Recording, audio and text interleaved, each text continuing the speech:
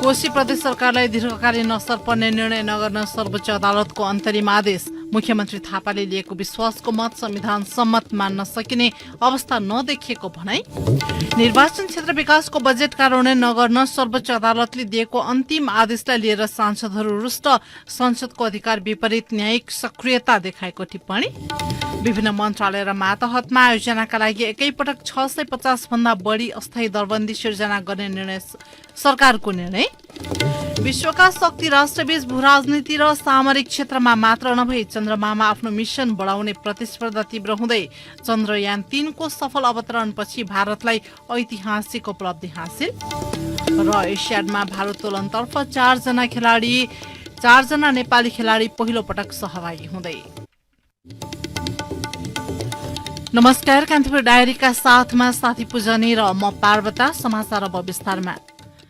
निर्वाचन क्षेत्र विकासका लागि सरकारले विनियोजन गरेको बजेट कार्यान्वयन नगर्न सर्वोच्च अदालतले दिएको अन्तिम आदेशप्रति सत्तापक्ष र प्रतिपक्ष दुवै दलका सांसदहरूले आपत्ति जनाएका छन्। कानून र बजेट बनाउने संसदको अधिकार विपरीत अदालतले न्यायिक सक्रियता देखाएर निर्वाचन क्षेत्र विकास कार्यक्रमबारे आदेश दिएको उनीहरूले टिप्पणी गरेका छन्।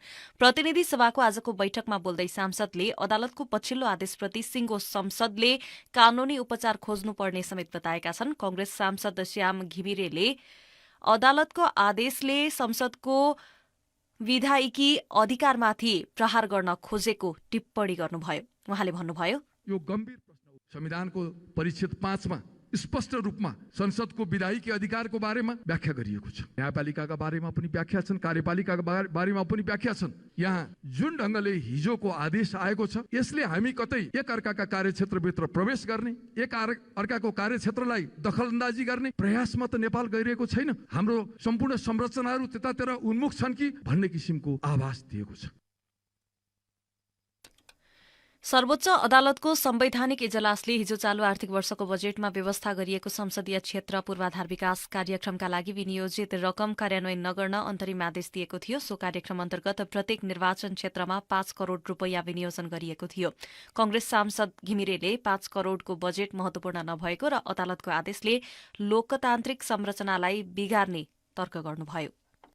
यो गम्भीर प्रश्न उब्जिएको छ। यस विषयमा म आम संसदकै ध्यान आकर्षित गर्न चाहन्छु सभामुख महोदय। यो व्याख्याले सम्पूर्ण हाम्रो संविधानको संरचनालाई नै खलल पार्ने काम भएको छ भन्ने मलाई लागेको छ। कुरा 5 करोड़को होइन, 5 करोड़ रुपियाँको कुरा महत्त्वपूर्ण कुरा होइन। हामी एक अर्काका अधिकार क्षेत्रभित्र प्रवेश गर्न थाल्यौं भने यो हामीले अँगालेको लोकतन्त्रको अवस्था के हुन्छ भन्ने कुरा चाहिँ महत्त्वपूर्ण कुरा हो।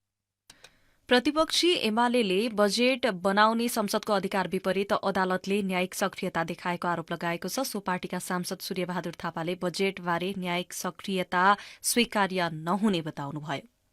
बजेट सम्बन्धी निर्णय गर्ने अधिकार संसद बाहेक अरू कसैलाई पनि छैन र संसदले गरेको निर्णयमाथि कहीँ प्रश्न उठ्ने र त्यसबारेमा अन्यथा आदेश गरेर अनुचित न्यायिक सक्रियता देखाउने फुर्तीफार्ती पनि स्वीकार्य हुन सक्दैन। यो संसदले त्यसमा आफ्नो सही ढङ्गको चाहिँ उपचार खोज्नुपर्छ भन्ने कुरा म यहाँहरूका बीचमा राख्न चाहन्छु। संसदका नाममा छुट्याइएको बजेट अपारदर्शी रूपमा खर्च भएको भन्दै आलोचना भइरहँदा सर्वोच्च अदालतले सो कार्यक्रम कार्यान्वयन गर्न रोक लगाएको हो। एमाले सांसद थापाले बजेटबारे अदालतको आदेशबारे संसदको ध्यानाकर्षण गराउँदै भन्नुभयो, यो सार्वभौम संसदले बजेट वक्तव्य पारित गरेको छ, त्यस सम्बन्धी विधेयकहरू कानूनहरू बनाएको छ। यो संसदको विधायिकी अधिकार प्रयोग भएको छ। सार्वभौम संसदले बजेट बारे यो प्राप्त गरेको एउटा विशेषाधिकार हो। यसलाई हिजो चाहिँ संवैधानिक इजलासले गरेको आदेशले सम्मान गरेको छ कि अपमान गरेको छ। म सम्मानित चेयरको यो संसदको गम्भीरतापूर्वक ध्यानाकर्षण गर्न चाहन्छु। संघ सरकार र 7वटै प्रदेश सरकारले गरी संसदीय क्षेत्र पूर्वाधार विकास कार्यक्रमका लागि झण्डै 18 अर्ब 32 करोड़ 25 लाख रूपियाँको बजेट ल्याएका थिए। सो विकास कार्यक्रमको राष्ट्रिय स्वतन्त्र पार्टीले भने शुरूदेखि नै विरोध गर्दै आएको छ।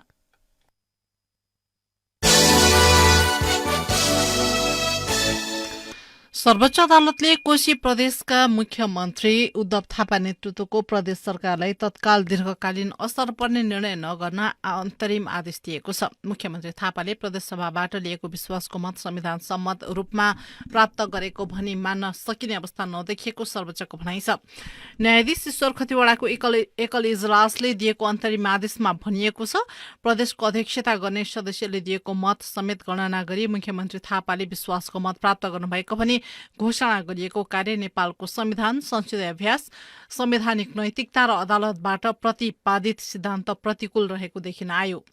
त्यस्तै सर्वोच्च अदालतले संविधानको धारा 186 बमोजिम प्रदेशसभामा निर्णयका लागि प्रस्तुत जुनसुकै प्रस्ताव निर्णय गर्दा मत बराबर भएको अवस्थामा बाहेक अध्यक्षता गर्ने व्यक्तिलाई मत दिने अधिकार नभएको टिप्पणी गरेको छ। अदालतले मुख्यमन्त्री थापा विरूद्ध परेको रिटमाथि पूर्ण सुनवाईका लागि भदौ 15 गते शुक्रबार पेशीमा अग्राधिकार दिन समेत भनेको छ।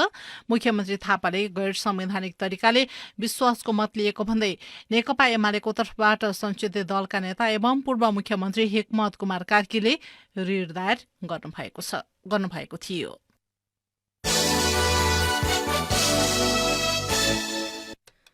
कृषि तथा पशुपक्षी विकास मन्त्री वेदुराम भुसालले गाई भैँसीमा महामारीको रूपमा फैलिएको लम्पी स्किन रोग नियन्त्रणमा सरकारको कमजोरी भएको स्वीकार गर्नुभएको छ।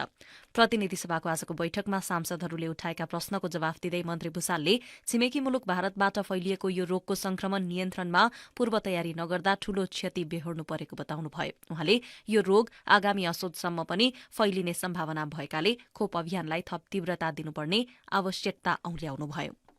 यो रोग झिंगा किर्नाको टोकाइबाट सर्ने हुँदा असोज महिनासम्म फैलिरहन सक्ने सम्भावना भएकोले रोकथामका निम्ति खोप अभियान अझै व्यापक रूपमा तीव्र बनाउनु पर्ने छ। त्यसका निम्ति तीनै तहका सरकारहरूबाट अहिले पहल भइरहेको छ। यो रोग हाम्रो छिमेकी मुलुक भारतमा सन् 2022 को गर्मीयाममा व्यापक रूपमा फैलिएको थियो र धेरै पशु मरेका थिए त्यहाँ त्यति बेला। हामीले त्यसबाट शिक्षा लिएर सतर्कता अपनाई गत वर्षदेखि नै पूर्व तयारी कार्य गर्नु पर्थ्यो। त्यसो गर्न सकिएन। हाम्रो कमजोरी रहेको मान्न पर्दछ।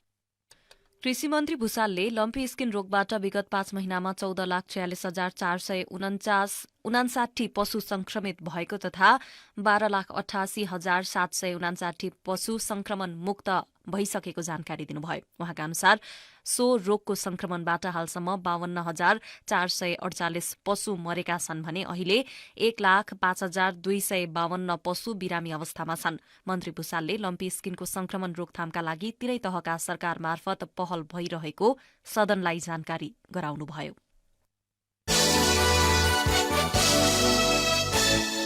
सरकारले विभिन्न मन्त्रालय र मातहतमा सञ्चालित आयोजनाहरूका लागि एकैपटक 650 भन्दा बढी अस्थायी दरबन्दी सिर्जना गर्ने निर्णय गरेको छ।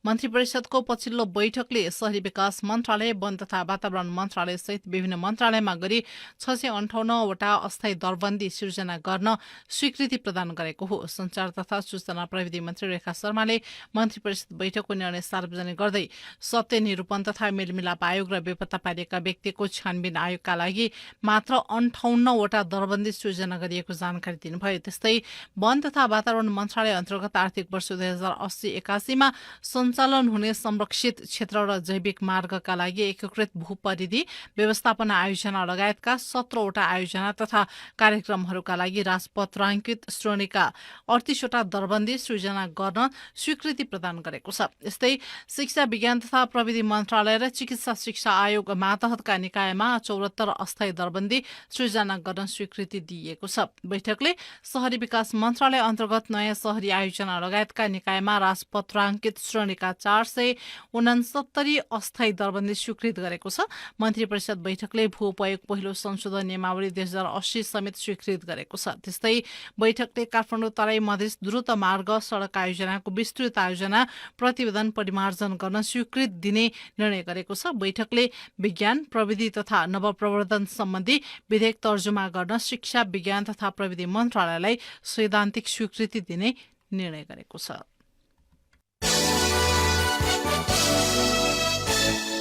सरकारले संक्रमणकालीन न्यायसँग सम्बन्धित सत्य निरूपण तथा मेलमिलाप आयोग र बेपत्ता पारिएका व्यक्तिको छानबिन आयोगको म्याद आगामी पौष मसान्तसम्म थप गरिएको जानकारी संसदलाई गराएको छ। ती आयोग सम्बन्धी ऐन संशोधनका लागि ल्याइएको विधेयक अघि बढ्न नसकेपछि सरकारले बाधा अड्काउ फुकाएर दुवै आयोग म्याद थपेको थियो। कानून न्याय तथा संसदीय मामिला मन्त्री धनराज गुरूङले शान्ति प्रक्रियाका काम बाँकी रहेकाले दुवै आयोगको म्याद थप गरिएको जानकारी दिनुभयो। म्याद थप सम्बन्धी जानकारी संसदलाई गराउनुपर्ने कानूनी व्यवस्था छ। संक्रमणकालीन न्यायसँग सम्बन्धित दुवै आयोगको म्याद गत असाढ मसान्तमै सकिएको थियो। सरकारले ती आयोग सम्बन्धी ऐन संशोधन गर्न ल्याएको विधेयक भने प्रतिनिधि सभाको कानून न्याय तथा मानवाधिकार समिति अन्तर्गतको उपसमितिमा रोकिएको छ। गम्भीर मानवाधिकार उल्लंघनका दोषीलाई कार्यवाहीको विषयमा दलहरूबीच सहमति हुन नसक्दा विधेयक अघि नबढेको हो।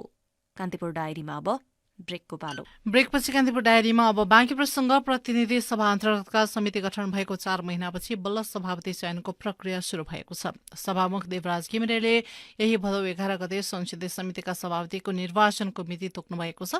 प्रतिनिधि सभाको आजको बैठकमा सभामुख घिमिरेले 10 वटा समितिको सभापति चयनका लागि आगामी सोमबार दिउँसो 3 बजे निर्वाचनको समय निर्धारण गरिएको जानकारी गराउनु भएको हो।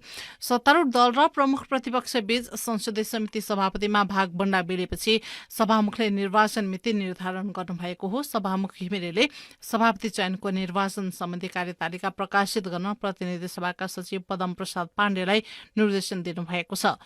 दलहरूबीचको सहमति अनुसार संसदको सबैभन्दा ठूलो दल कांग्रेसले 4, प्रतिपक्ष एमाले 3, माओवादी केन्द्रले 2, एकीकृत समाजवादी जसपा र जनमतले 1-1 समितिको सभापति लिने भएका छन्। राप्रपा र राष्ट्रिय स्वतन्त्र पार्टीलाई भने कुनै पनि समितिको नेतृत्व नदिने निर्णय ती दलले गरेका हुन्।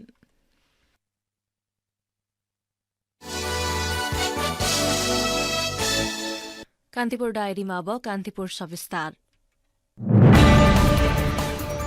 कान्तिपुर सविस्तार।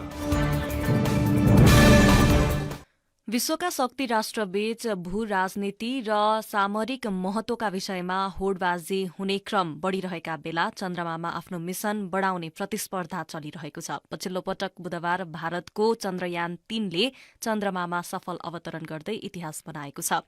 यो सफलताले विश्व समुदाय सामु भारतलाई वैज्ञानिक अनुसन्धान खोजका निम्ति अर्को एउटा शक्तिशाली मुलुकको रूपमा स्थापित गरिदिएको छ। 4 वर्ष अघि चन्द्रयान 2 चन्द्रमामा अवतरण गर्ने क्रममा दुर्घटना भएपछि त्यसलाई थप परिष्कृत गर्दै भारतले चन्द्रयान 3 बनाएको हो। पछिल्लो उपलब्धिबाट हौसिएको भारतले आगामी दिनमा जापानसँग चन्द्र मिशनमा सहकार्यको सहमति समेत गरिसकेको छ। 1969 मा अमेरिकाको एपोलो 11बाट मानव पाइला पुगेको 54 वर्षपछि भारतको एउटा ऐतिहासिक सफलता प्राप्त भएको छ। चन्द्रयान 3ले चन्द्रमामा सफल अवतरण पछि पठाएको पहिलो सन्देशमा भनिएको थियो, इन्डिया म आफ्नो गन्तव्यमा पुगे र तिमी पनि। यो सँगै चन्द्रमामा पुग्ने भारत चौथो मुलुक बनेको छ। यसअघि अमेरिका, तत्कालीन सोभियत संघ, रुस र चीनले चन्द्रमामा अन्तरिक्ष यान सफलतापूर्वक अवतरण गराइसकेका छन्। तर प्रकाश कम हुने दक्षिणी ध्रुवमा अवतरण गर्न सफल हुने भारत पहिलो देश बनेको छ। अवतरण बारे इन्डिया स्पेस रिसर्च अर्गनाइजेसन इसरोका अध्यक्ष यस सोमनाथ भन्छन्, हामीले चन्द्रमामा सफल अवतरण गरेका छौं। भारत चन्द्रमामा पुगेको छ। हिउँ वा जमेको पानी रहेको भनिएको सो क्षेत्रमा यानले आगामी 15 दिनसम्म अनुसन्धान गर्नेछ। त्यहाँ रहेका खनिजहरू भविष्यको चन्द्र अभियान वा चन्द्रमामा बस्ती बनाउने विषयका लागि अक्सिजन, इन्धन र पानीको स्रोत हुन सक्ने अनुमान गरिदिएको छ। अनुसन्धानका क्रममा चन्द्रमाको सतहमा रहेका खनिजको अध्ययन गरिने इन्डिया स्पेस रिसर्च अर्गनाइजेसन इसरोले जनाएको छ। चन्द्रयान परियोजनाका प्रमुख P Veera Muthuvel, The entire mission operations right from launch till landing happened flawlessly as per the timeline and प्रक्षेपण गरेदेखि अवतरणसम्म हरेक चीज योजना अनुसार नै भयो। हामी चन्द्रमामा अवतरण गर्न सक्ने चौथो मुलुक बनेका छौं। त्यसैगरी चन्द्रमाको दक्षिणी ध्रुवमा पुग्ने पहिलो राष्ट्र बनेका छौं। जस अन्तर्गत चन्द्रमाको सतहमा भेटिने खनिज रहेका तत्त्वहरूको छुट्याएर अध्ययन गरिनेछ। अमेरिकी अध्ययनले दक्षिणी ध्रुवमा पानीको कण भेटिने सम्भावनासँगै मानव बस्ती विकासको सम्भाव्यताबारे प्रतिवेदन जारी गरेका कारण पनि दक्षिणी ध्रुवमा भारतीय उपस्थितिलाई महत्वपूर्ण उपलब्धि मानिएको छ। इसरोले असार 29 मा आन्ध्र प्रदेशको श्रीहरिकोटा स्थित सतीश धवन अन्तरिक्ष केन्द्रबाट चन्द्रयान प्रक्षेपण गरेको थियो। मानव रहित चन्द्रयान 3 ले बुधबार सफल अवतरण गरेको हो। अवतरणपछि खुशी व्यक्त गर्दै प्रधानमन्त्री नरेन्द्र मोदीले यो भारतको मात्रै नभई विश्वकै उपलब्धि भएको बताए। यो मानवताकै निम्ति महत्वपूर्ण उपलब्धि हासिल भएको मोदीले बताएका छन्। All the people of the world, the people of every country and region, India's success. भारतको चन्द्र मिशनको सफलता हाम्रो मात्रै होइन, यो विश्वको सफलता हो, मानवताकै उपलब्धि हो। एक भविष्य एक सपना भन्ने हाम्रो योजना सँगै यो मिशन सफल भएको छ। यसको सबैतर्फबाट स्वागत भएको छ। Future is resonating across the globe. This human-centric approach that we present and that we represent has been welcomed universally. छिमेकी भारतले पाएको सफलतापछि अन्य देशले उसँग प्रविधि र विकासका निम्ति सहकार्य गर्ने अवसर मिल्ने विज्ञहरूको भनाइ छ। नेपाल एस्ट्रोनोमिकल सोसाइटीका अध्यक्ष सुरेश भट्टराई भन्छन्, किनकि अब हाम्रै नेपालकै कन्टेक्स्टमा पनि कुरा गर्ने हो भने हामीले भारतलाई जुन किसिमले पोर्ट्रेट गरेर हुन्छौँ त्यो मात्र होइन, यसको अर्को फेस पनि छ। हामीले धेरै कुरा सिक्ने, अब केही पोलिटिकल इस्युजहरूमा केही कुराहरूमा होला, तर धेरै कुराहरू हामीले भारतसँग सिक्ने या सहकार्य गरेर अगाडि बढ्न सक्ने ठाउँहरू छन् भन्ने कुरा चाहिँ। र विज्ञान र प्रविधिको क्षेत्रमा यदि हामीले भारतसँग सहकार्य गरेको खण्डमा हामीले पनि धेरै कुराहरू त्यहाँबाट टेक्नोलोजी ट्रान्सफर गर्ने कुरादेखि लिएर अरू कुराहरूमा चाहिँ सहकार्य गर्न सक्ने बाटो चाहिँ रहेछ भन्ने कुरा चाहिँ यो कुरा मान्छेहरूको चेत खुले जस्तो लाग्छ। भारतीय मिशन सफल भएसँगै विश्व शक्ति बन्ने दिल्ली सपनामा बलियो आड पुगेको छ। वैज्ञानिक अनुसन्धान आविष्कारका निम्ति भारतले आफूलाई शक्ति मुलुक बनाउन लामो प्रयास गरिरहेको छ। भारतले तेस्रो प्रयासमा चन्द्र यात्राको सफलता प्राप्त गरेको हो। विकासशील मुलुकले पनि यस्ता सफलता हासिल गर्न सक्ने भन्दै प्रधानमन्त्री मोदीले भने, Our moon mission is also based on the same human-centric approach. Therefore, this success belongs to all our... हाम्रो चन्द्र मिशन यही मानवीय विषयसँग जोडिएको छ। त्यसैले यो सफलता मानवताकै सफलता हो, जसका लागि हामी सबैसँग सहकार्य गर्न इच्छुक छौँ।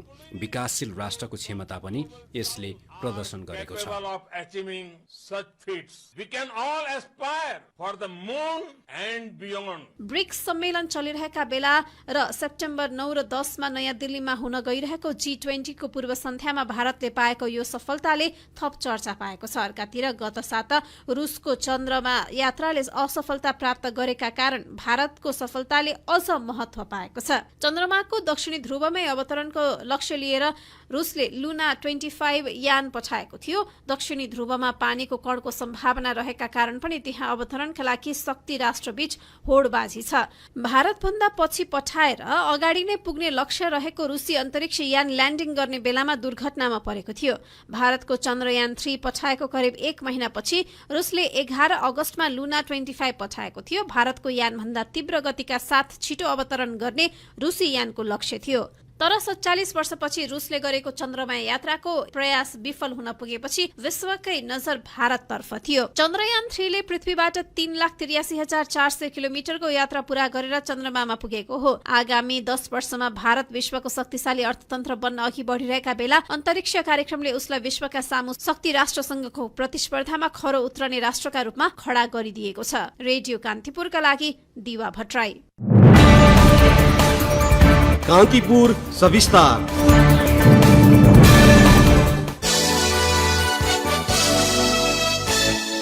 राष्ट्रिय मानवाधिकार आयोगले भक्तपुरको मध्यपुर स्थित बाल सुधार गृहमा भएको घटनाको अनुसन्धान शुरू गरेको छ। बाल सुधार गृहभित्र भदौ 3 गते रामेछापका कमल बस्नेतको मृत्यु भएको विषयलाई लिएर बाल सुधार गृहमा तोडफोड भएको र सुधार गृहबाट बालबालिका बाहिर निस्केको घटनाबारे आयोगले अनुसन्धान शुरू गरेको हो। अनुगमनको क्रममा सुधार गृहका बालबालिका सुरक्षाकर्मी, नेपाल प्रहरीबाट गठित छानबिन समिति तथा भक्तपुर जिल्ला सुरक्षा समितिबाट गठित छानबिन समितिका सदस्यहरूसँग प्रत्यक्ष भेट गरी जानकारी लिएको आयोगले जनाएको छ। सामान्य बिरामी परेका कमलको उपचारको अभावमा मृत्यु भएको भन्दै बाल सुधार गृहका बालकहरूको समूहले ढुङ्गा मुढा तथा तोडफोड गरी भागेका थिए। भागेका मध्ये केही सम्पर्कमा आएको र अझै 10 जना सम्पर्कमा आउन बाँकी रहेको अनुगमनबाट पाइएको आयोगले जनाएको छ। यसैबीच आयोगले घटनाको निष्पक्ष अनुसन्धान गरी दोषीलाई कानूनी दायरामा ल्याउन र बाल सुधार गृहमा भयरहित वातावरणको सुनिश्चितता गर्न पनि आग्रह गरेको छ। कान्तिपुर डायरीमा पुनः ब्रेकको पालो। ब्रेकपछि कान्तिपुर डायरीमा अब आर्थिक प्रसंग। विगत 3 वर्षदेखि वीरगंजको सिर्सिया सुखा बन्दरगाह परिसरमा थन्किएको डीपीए मलको अझै व्यवस्थापन हुन सकेको छैन। साल ट्रेडिङ कर्पोरेसनले जोर्डनबाट आयात गरेको मल बिग्रिएको पाइएपछि बन्दरगाह स्थित भन्सार कार्यालयले जाँचपास गरेको थिएन। बन्दरगाहको यार्डको पूर्वी दक्षिणी भेगमा अव्यवस्थित रूपमा भण्डारण गरिएको 1225 टन डीएपी मल पग्लिएर करिब नष्ट भइसकेको छ। बन्दरगाह स्थित भन्सार कार्यालयका प्रमुख भन्सार अधिकृत रामप्रसाद मैनालीका अनुसार कृषि मन्त्रालयले मल लग्ने बारे हालसम्म चासो देखाएको छैन। अब अन्तर्राष्ट्रिय प्रसंग। विरोधका बावजुद जापानले फुकुशिमा दाइची आणविक ऊर्जा केन्द्रबाट प्रशान्त महासागरमा प्रदूषित पानी छोड्न शुरू गरेको छ। प्रदूषित पानी महासागरमा फालेको भन्दै सयौं जापानी नागरिकहरूले टोकियोमा विरोध गरेको अन्तर्राष्ट्रिय सञ्चार माध्यमले जनाएका छन्। Plant operator Tokyo Electric Power कम्पनीद्वारा उपलब्ध गराइएको भिडियोमा एक कर्मचारीले समुद्रमा दूषित पानीको पम्प खोलेको देखिएको छ। सो आणविक ऊर्जा केन्द्रको प्रदूषित पानी महासागरमा फाल्न केही समयअघि जापानको मन्त्री परिषदबाट निर्णय समेत भएको थियो। सो निर्णय लगतै स्थानीय र छिमेकी राष्ट्रहरूले जापान सरकारको विरोध गरेका थिए।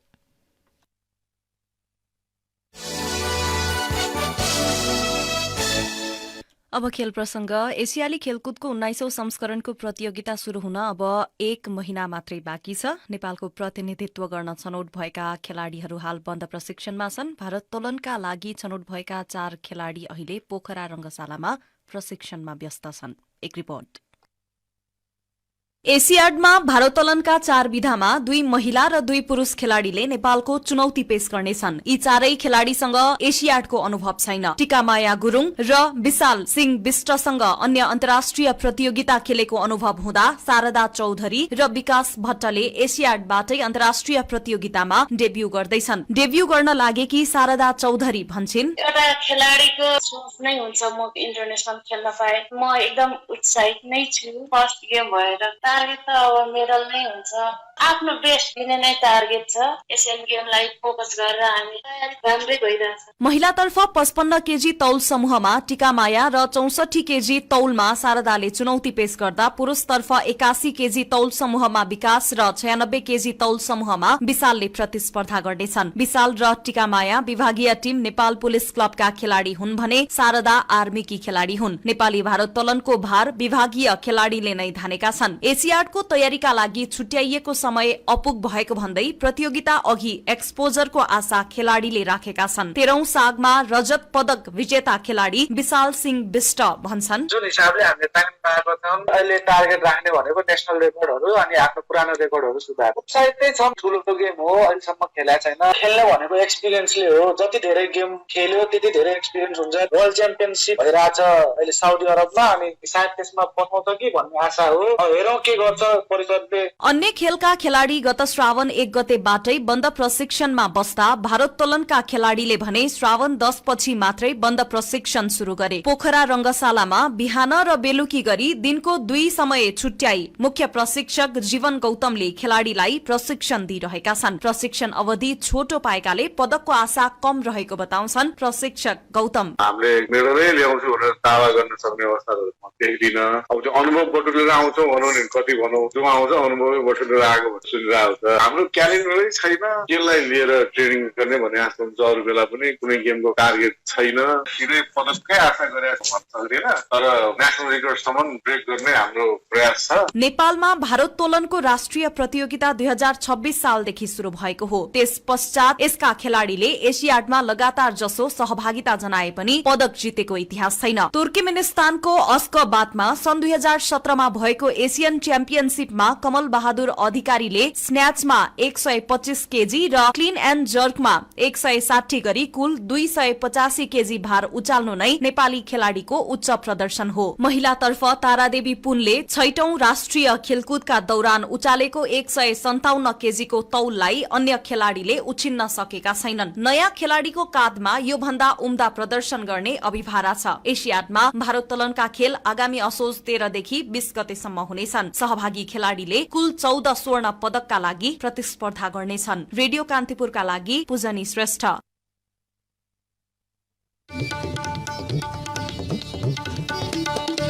अन्त्यमा यस बुलेटिनका प्रमुख प्रसङ्ग पुनः एकपटक। कोशी प्रदेश सरकारलाई दीर्घकालीन असर पर्ने निर्णय नगर्न सर्वोच्च अदालतको अन्तरिम आदेश। मुख्यमन्त्री थापाले लिएको विश्वासको मत संविधान सम्मत मान्न सकिने अवस्था नदेखिएको भनाई। निर्वाचन क्षेत्र विकासको बजेट कार्यान्वयन नगर्न सर्वोच्च अदालतले दिएको अन्तरिम आदेशलाई लिएर सांसदहरू रुष्ट। संसदको अधिकार विपरीत न्यायिक सक्रियता देखाएको टिप्पणी। विभिन्न मन्त्रालय र मातहतमा आयोजनाका लागि एकैपटक 650 भन्दा बढी अस्थायी दरबन्दी सिर्जना गर्न सरकारको निर्णय। विश्वका शक्ति राष्ट्रबीच भू राजनीति र सामरिक क्षेत्रमा मात्र नभई चन्द्रमामा आफ्नो मिसन बढाउने प्रतिस्पर्धा तीव्र हुँदै चन्द्रयान 3 को सफल अवतरणपछि भारतलाई ऐतिहासिक उपलब्धि हासिल। र एसियाडमा भारोत्तोलनतर्फ 4 जना नेपाली खेलाडी पहिलो पटक सहभागी हुँदै। हवस् त यिनै प्रसङ्गसँगै कान्तिपुर डायरीको यो बुलेटिन यही सकिन्छ। राति 8 बजे सेक्युरिटी एन्ड क्राइम डायरी हुनेछ। अहिलेलाई पूजनी र म पार्वता आज्ञा माग्छौं। नमस्कार।